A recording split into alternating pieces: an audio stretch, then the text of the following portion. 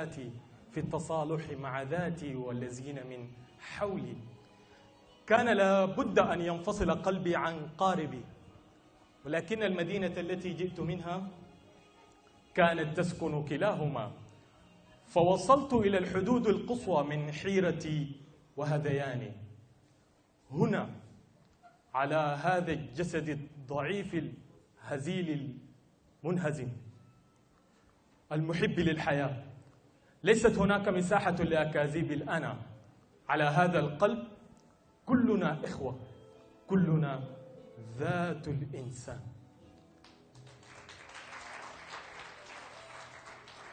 ولهذا جئت لكي أستمع لنفسي من خلالكم، جئت لكي أرى الوجه الثاني للعالم في عيونكم.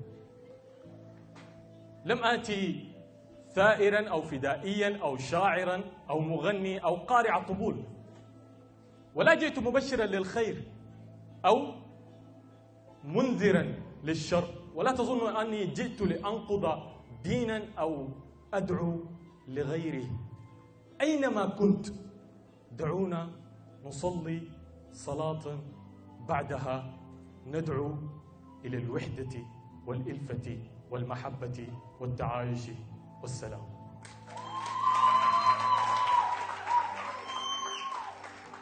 السلام عليكم ورحمة الله. أنا سعيد جدا بوجودي معكم الليلة، وسعيد أكثر بوجودكم. حنتكلم عن موضوع قد يكون مهم شديد، مما نحن اتولدنا شايفينه وسامعين به وعارفينه كويس جدا، لكن للأسف كنا بنكتفي دائما إننا نتكلم في الموضوع ده بدون ما نديه حلول. بنكتفي إننا نقول حاصل حاصل حاصل فقط. طيب، بس قبل ما نبدأ الموضوع بتاعنا ده يا جماعة، أنا داير أطلب منكم طلب صغير لو سمحتوا لي. في 30 ثانية فقط كل واحد فيكم لو ممكن يطلع تلفونه ويتصور سيلفي الآن. يلا، عندكم 30 ثانية.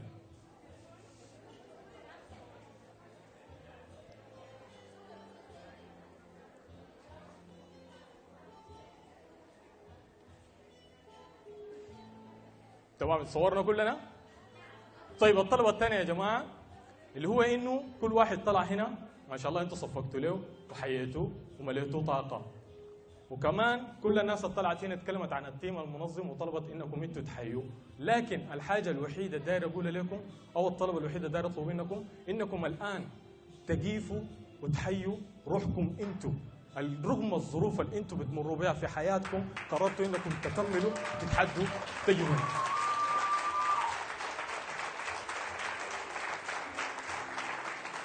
طيب، تفضلوا. خلونا نتفق يا جماعة إنه الناس أصلهم واحد، بس قصصهم في رحلة الحياة مختلفة. ولو فتشنا في قصصهم وكتب ذكرياتهم حنلقى ورا كل قصة في خوف أو حزن أو ألم أو معاناة. بس يا ترى هل الطريقة الوحيدة للتخلص من المعاناة دي إننا ناكل ونشرب ونصحى وننوم ونشتغل ونتحرك بنفس الطريقة الروتينية دي؟ أنت منو؟ وعايش ليه؟ هل حصل وسألت نفسك السؤال البشري البدائي البسيط ده؟ ويا ترى لما سألت نفسك أنت منو كانت شنو الإجابة؟ أنا واحد زيكم، السؤال ده مر علي كثير في حياتي، وكنت دائما بحاول أسعى وأفتش الإجابة للسؤال ده. كنت شايف الإجابة الوحيدة للسؤال ده هي النجاح وبس. النجاح بشكل عام، النجاح على صعيد الدراسة، على صعيد المهنة، على صعيد العلاقات، على صعيد حتى الموهبة والفن. فبقيت ببحث في كل نجاح عشان ألقى إجابة السؤال ده، أنا منو وعايش ليه؟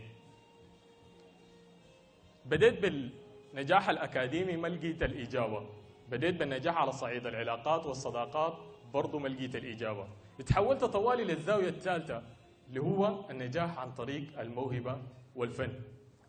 بديت بالكورة، لعبت كده مع الشباب في الحلة، جبت جون، قلت بس خلاص ده أنا أحسن واحد بيلعب كورة وبجيب جون. مره الوقت اتعوقت خليت الكوره، قلت لا لا ده ما انا. بقيت بفتش نفسي تاني في فن جديد، تعلمت الرسم مره والثانيه والثالثه، لقيت الاجابه قلت بس ده انا احسن واحد برسم هنا في البلد دي. بعد فتره لقيت انه برضه ده ما انا، ده ما شغفي.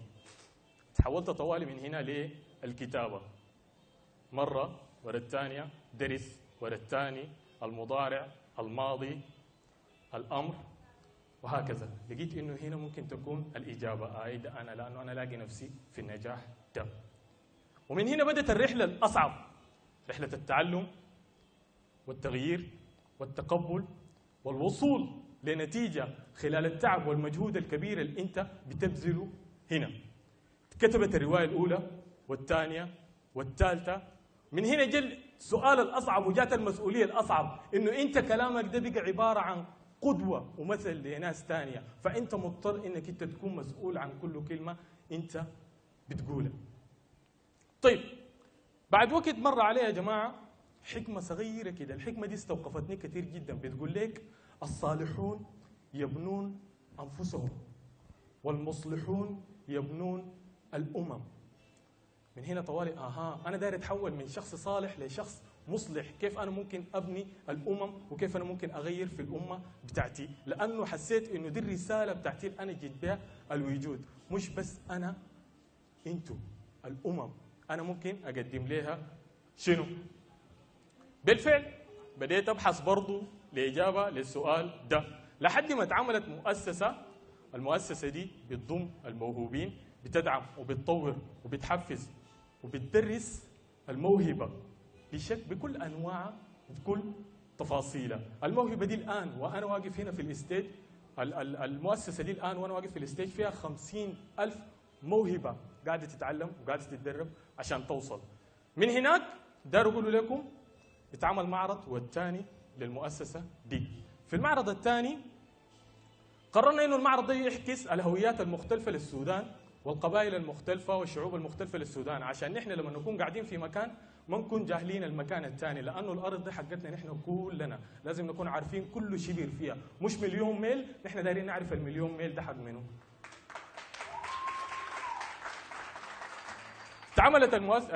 اتعمل المعرض ويتسمى باسم استيج وطن، وعشان فعليا المليون ميل ده حقنا كلنا، انا هنا وانا واقف في الستيج مستعد تماما انه نحن هنا في نيالا نعمل معرض يعكس الهويات المختلفه لكل السودان ويستمى تحت مسمى نيالا ستيج. طيب بس عشان نحن يا جماعه نوصل للمرحله دي محتاجين لحاجتين، محتاجين للتصالح، محتاجين للسلام. طيب أنا كيف أوصل للتصالح؟ التصالح يا جماعة في معناه إنه أنا أتقبل كل شيء وضده، وأتقبل الفطرة اللي أنا جيت بها الوجود، إنه أنت طبيعتك فيها كل شعور وضده، فيها كل شيء وضده، فيها فرح وفيها حزن، فيها انفعالات وفيها هدوء. والكون يا جماعة مبني بالفطرة دي، مخلوق بالفطرة دي، في ليل في نهار، في برد في صيف. فعشان انت تصل للمرحله بتاعت التصالح دي لازم تتقبل كل شعور فيك وضده، وما تحاول تغير حاجه فيك بالاكراه، لانه طول ما انت بتحاول تغيرها بالاكراه لو ما تغيرت فيك حتفضل دائما عايش في حاله بتاعت صراع داخلي، وطول ما انت عايش في حاله بتاعت صراع داخلي معناه انت ما حتقدر تنتج حاجه، لا حتبقى شخص مصلح، لا حتبقى شخص صالح، حتبقى شخص عايش دائما في حاله بتاعت صراع وبس. طيب تعالوا للنقطة الثانية اللي هي بتاعت السلام. يا جماعة انتوا عارفين مشكلتنا نحن في الدنيا دي شنو؟ مشكلتنا حاجتين. الحاجة الأولى دائما بنعيش دور الضحية وبنكتفي نقول عملوا لي وسووا لي وأنا عملوا فيني وأنا. مع إنه السؤال الصح كان مفروض أعمل شنو لما عملوا لي كده. فأنت محتاج تجاوب على السؤال ده أكثر مما إنك أنت تعيش دور الضحية في الحاجة دي. عشان نتكلم عن السلام بالصورة العامة بتاعته، جبيلت قالت كلمة جميلة جدا من واحد من المتحدثين، قال السلام بيبدأ منك. قبل ما تقول مفروض نحن نصل لسلام، أسأل نفسك سؤال، أنت عملت شنو للسلام ده؟ أنت غيرت شنو في المجتمع ده وفي الأمة دي عشان يحصل السلام اللي أنت في كل مكان بتنادي به وبتقول انا عاوزه ونحن عاوزين ونحن محتاجين ونحن حنوصل. انتوا ما حتوصلوا طالما انت قاعد بتقول. انت الشخص الوحيد اللي بتملك اللحظه دي، وانت الشخص الوحيد اللي بتملك القرار ده.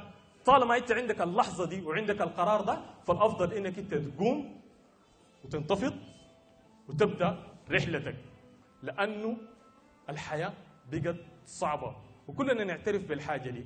نحن محتاجين يا جماعه في حياتنا ناس صادقين حقيقيين قادرين انه يغيروا فينا ويغيروا في المجتمع، لانه اللحظه دي الضايعه فيك وانت بتتكلم وبتقول نحن عاوزين السلام، حيجوا اولادك حيلقوك انت لسه قاعد مكانك وبتتكلم نفس الكلام، لانك ما استفدت من اللحظه دي. بدل ما انت تعمل انت اكتفيت انك تقول وتعيش دور الضحيه. نحن عملوا لنا ونحن سووا لنا. وعلى فكره الفكرة مش بس إنه نحن عاوزين نوصل للسلام الكبير ونحن كلنا نعيش في تعايش ونكون كلنا متحابين وأخوان. الفكرة يا جماعة بتبدأ من هنا، وأنت قاعد جنبك في مليون باغة، لو شلت الباغة الفاضية دي وطلعت بها برا وخديتها في السلة، أنت كده ساعدت في السلام، وأنت كده بديت تبني مجتمع مصلح قادر إنه يعيش في حب وإلفة ورحمة ووفرة. طيب ليه ما بيحصل السلام يا جماعة في حياتنا؟ عشان سببين. السبب الأول هو التسامح. نحن محتاجين نعيش ناس متسامحين. عارفين يا جماعة نحن عاملين زي شنو؟ قلبنا ده وقلوبنا دي عاملة زي الكوباية. الكوباية دي من كثرة المواقف اللي مرت عليها في حياتها اتملت مواقف سلبية، اتملت مواقف جارحة، اتملت مواقف كبيرة بالنسبة لنا. الأصح إننا نحن نفضي كل الحاجات والرواسب الموجودة جوا دي عشان نبدأ ننطلق. أنت كل يوم بتصحى من الصباح وبتبدأ وتقول أنا حنطلق، بتحس إنه في زول شاديك ومرجعك لورا. الزول اللي شاديك ومرجعك لورا ده هو المواقف القاعدة في حياتك اللي أنت ما قادر تسامح فيها عشان تبدأ زول جديد قادر إنه يوصل لكل حاجة هو متمني انه يوصل لها. عارفين يا جماعه جبال لما زاعوا وقالوا فلان محظوظ وفلان محظوظ؟ ما فلان محظوظ وفلان محظوظ، اي زول موجود هنا في القاعه دي الان وعنده الفرصه بتاعت الان اللي انا بتكلم عنها دي هو شخص محظوظ، لانه الشخص الوحيد اللي ما محظوظ هو الشخص اللي ما عنده اللحظه دي. هم الناس الميتين، دول الاشخاص اللي ما محظوظين.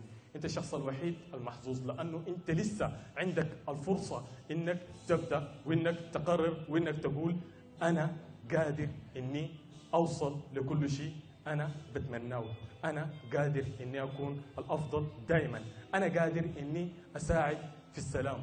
السلام يا جماعه هو انه انا احبك وانت تحبني زي ما انا، حتى لو كانت فكرتي مختلفه معك، حتى لو كان معتقدي مختلف معك، حتى لو كانت مشاعري مختلفة مع مشاعرك. المهم أنت تتقبلني وتحبني زي ما أنا، وأنا واجب علي إني أتقبلك وأحبك زي ما أنت، لأنه أنا وأنت بيجمعنا احتياج واحد هو احتياج الحياة. فالحياة دي ما حقتك أنت ولا حقتي أنا، الحياة دي أنا وأنت وكل شيء موجود في الكون ده نحن شركاء فيها. مفروض نعرف الاحتياج ده كويس ونحترم الحق ده في أي زول موجود. أبدأ أنت. الحاجة الثانية محتاجين لها عشان نحقق السلام يا جماعة هو الرحمة. الرحمة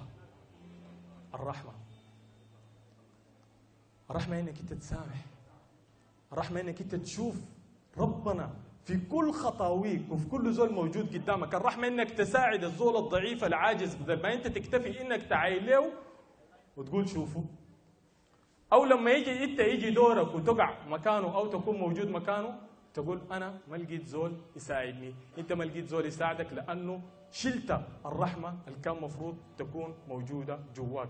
أنت ما وصلت للتعايش السلمي اللي أنت طول عمرك بتشنف وبتقول أنا عاوز أوصل له، لأنه أنت ما بديت. عشان توصل للكل لازم تبدأ أنت. الكون كله هو عبارة عن انعكاس لصورتك أنت الذاتية للكون ده. أنت شايف الكون كيف؟ حسب نظرتك أنت للكون ده هتلقى الحقيقة دي. الآن أنا طلبت منكم كلكم تصوروا سيلفي، صح؟ خليكم عارفين إنه اللحظة اللي أنتم صورتوا فيها سيلفي دي هي اللحظة الوحيدة الحقيقية في حياتكم، وإنه الشخص الآن المتصور عندك في التليفون ده هو الشخص الوحيد الحقيقي. الزول ده والصورة دي هي الصورة الوحيدة منك القادرة إنها لو بقت في أفضل نسخة ليها وتعايشت مع الناس وحبت الناس وقدمت للناس ولو أبسط شيء، ولو كلمة، فيبقى أنت قادر تغير. لذلك فإنك متى ما رسمت لوحة أو كتبت قصيدة فإنك غيرت العالم. لم تغيره تماما لكنك غيرته. لقد صار أجمل بمقدار لوحة، وصار مستحقا أن نقاتل من أجله أكثر ولو بمقدار لوحة. وهذا معنى آخر لقولي: أرض أعيدت ولو لثانية، جمال أعيد ولو بقدر لوحة أو بيت شعر أو وقفة عز لأعزل أمام دبابة تهابه ولا يهابها.